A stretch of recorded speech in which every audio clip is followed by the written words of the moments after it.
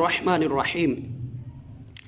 हज़रत सैयदना अबादा बिन सामत रज़ियल्लाहु ताला अन्हु ने बारगाह रिसालत सल्लल्लाहु अलैहि वसल्लम में शब कदर के बारे में सवाल किया तो सरकार दो आलम सल्लल्लाहु अलैहि वसल्लम ने इरशाद फरमाया कि शब कदर रमज़ानुल मुबारक के आखिरी अशरे की ताक रातों में तलाश करो, यानी 21वीं, 23वीं, 25वीं, 27वीं रात और 29वीं रात में शब में इसे तलाश करो। तो जो कोई ईमान के साथ सवाब की नीयत से इस मुबारक रात में इबादत करेगा, अल्लाह उसके अगले पिछले तमाम गुनाहों को मुआफ़ फरमा देगा। हज़रत सैयदना उस्मान बिन अबिल आस रज़ियल्लाहु ताला अन्हु के ग़ुलाम ने उनसे अर्ज़ की कि ए आका, मुझे कश्ती बानी करते हुए एक अरसा गुज़र गया है कि मैं कश्ती चलाता हूँ। मैंने समंदर के पानी में एक अजीब चीज़ महसूस की है। मैं एक अरसा हो गया मुझे कश्ती चलाते हुए, लेकिन मैंने समंदर के पानी में एक अजीब चीज़ महसूस की है। पूछा वो अजीब बात क्या है? तो इन्होंने अर्ज़ की कि ए मेरे आका रज़ियल्लाहु ताला अन्हु, हर साल एक रात ऐसी भी आती है, हर साल में एक रात ऐसी भी आती है कि जिस रात में समंदर का पानी मीठा हो जाता है। तो आप उससे फरमाते हैं कि इस बार ख़्याल रखना कि जब समंदर का पानी मीठा हो तो मुझे बताना कि वो कौन सी रात है। तो जब ग़ुलाम ने उन्हें बताया कि आज रात समंदर का पानी मीठा हो गया था, तो उस दिन रमज़ान की 27वीं रात थी। तो इस रात के बहुत सारे फ़ज़ाइल हैं कि इस रात में इबादत करने वाले के अल्लाह अगले पिछले गुनाहों को मुआफ़ फरमा देता है।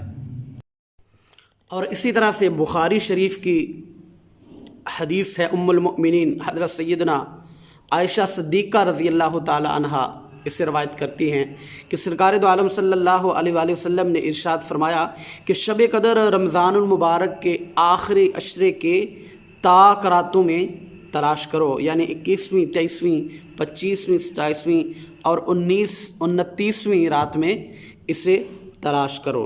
तो ये अल्लाह ताला तबारक व तआला की सुन्नत करीमा है, अल्लाह की हिकमत है कि उसने बाद अहम तरीन मामलात जो है ना, वो अपनी मशीयत से, अपनी मशीयत के तहत बंदों पर पोशीदा रखे हुए हैं।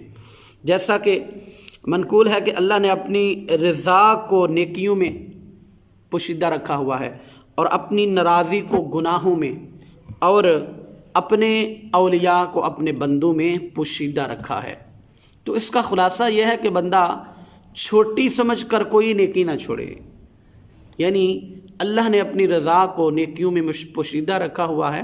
तो बंदा ये ना करे कि ये नेकी बड़ी छोटी सी है तो मैं इसको ना करूं, क्योंकि वो नहीं जानता कि अल्लाह किस नेकी पर राज़ी होगा।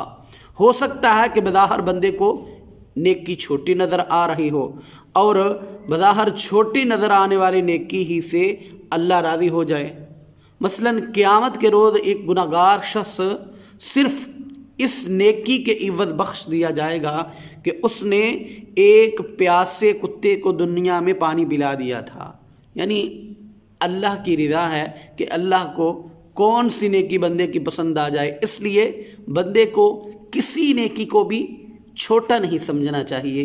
इसलिए अल्लाह ने कुछ राज जो हैं वो कुछ बातें जो हैं वो पोशीदा रखी हुई हैं। इसी तरह अपनी नाराज़गी को गुनाहों में पोशीदा रखने की हिकमत यह है कि बंदा किसी गुनाह को छोटा तसव्वुर करके ना बैठे, कि बंदा ये ना सोचे कि ये गुनाह बड़ा छोटा सा है लिहाजा मैं कर लूँ। बस हर गुनाह से बचता रहे, क्योंकि वो नहीं जानता कि अल्लाह तबारक व तआला किस गुनाह से नाराज़ हो जाए। तो इसी तरह औलिया अल्लाह को बंदों में इसलिए पोशीदा रखा है कि हर इंसान, हर नेक और हकीकी पाबंद शरअ मुसलमान की रआयत और तज़ीम बजा लाए, क्योंकि पता नहीं कि वो अल्लाह का वली भी हो सकता है। और जब हम नेक लोगों की दिल से तज़ीम करेंगे तो हम बदगुमानी से भी बचते रहेंगे ہم ان کی غیبت نہیں کریں گے، ان سے حسد نہیں کریں گے۔ تو اس لیے ہمیں کسی بھی شخص کی برائی نہیں کرنی چاہیے۔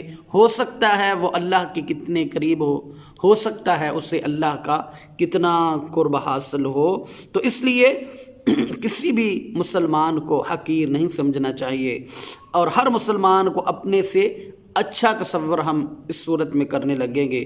جس طرح سے اللہ تبارک و تعالیٰ نے موت کو انسان کو موت کا وقت نہیں بتایا کہ انسان نے کب مرنا ہے، وگرنہ اگر یہ راز انسان کی نظر سے پوشیدہ نہ ہوتا تو بہت سارے کام جو ہیں وہ خراب ہوتے، انسان جو ہے وہ ساری عمر برائیوں میں ملوث رہتا، کیونکہ اس کو پتہ ہوتا کہ میں نے فلاں سال کو مرنا ہے، تو یہ اپنی موت سے کچھ دن پہلے توبہ کرنے کا ارادہ کر لیتا۔ اس لیے اللہ نے اس چیز کو بھی انسان کے نظروں انسان کو نہیں بتایا، اس سے پوشیدہ رکھی ہیں۔ اس لیے اللہ نے جو چیزیں بھی پوشیدہ رکھی ہیں اس میں کوئی نہ کوئی حکمت ہے، یہ ایسے ہی نہیں ہے۔ اس لیے یہ رمضان کی جو شب قدر ہے اس کو بھی اللہ تبارک و تعالیٰ نے پوشیدہ رکھا ہے کہ انسان سارا رمضان ہی اللہ کی عبادت کرتا رہے۔ تو اس لیے ہمیں رمضان کی کوئی گھڑی جو ہے وہ فضول کاموں میں، لایانی کاموں میں نہیں گزارنی چاہیے۔ یہ جو چند سانسیں ہمارے پاس ہیں ان کو غنیمت جانتے ہوئے ہمیں زیادہ سے زیادہ اپنے اللہ کی رضا کے لیے اس کی عبادت کرنی چاہیے۔